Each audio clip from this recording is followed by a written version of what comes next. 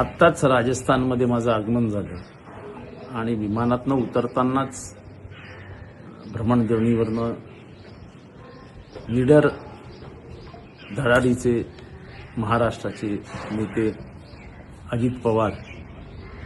अजितदादा पवार यांच्या अपघाती निधनाची दुःखद वार्ता कानावर पडली। एका शब्दात त्यांचं वर्णन करायचं असेल तर निडर।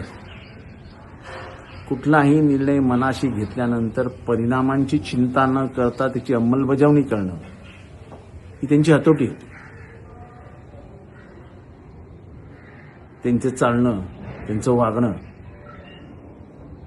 हे राजकारणातल्या जी एक अशी बनलेली जी काही मोल्ड असतो त्याच्या बाहेरचा अजित पवार ते पारंपरिक पद्धतींवर फार विचार करत नसत। मी 1990 सालापासून त्यांच्याबरोबर आहे। अर्थात मधला काही काळ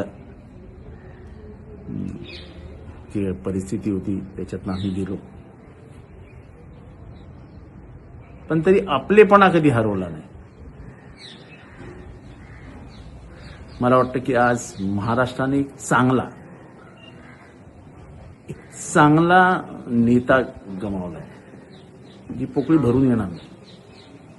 पण सर्वात मोठी हानी झाली आहे ती पवार कुटुंबियांची।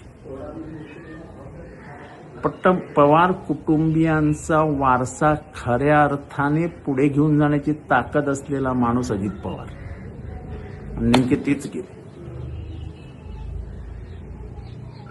ही हानी पण भरून निघू शकत नाही।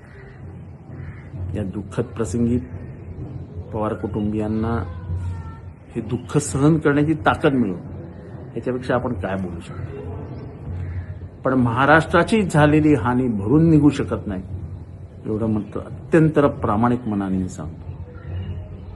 महाराष्ट्राची मोठी हानी झाली। देव या मृतात्म्यास शांती देव, एवढीच प्रार्थना। CEN न्यूज, देश प्रदेश की ताजा तरीन खबरों के लिए CEN न्यूज को सब्सक्राइब करें और रहें पल पल की खबर से हर पल बाखबर।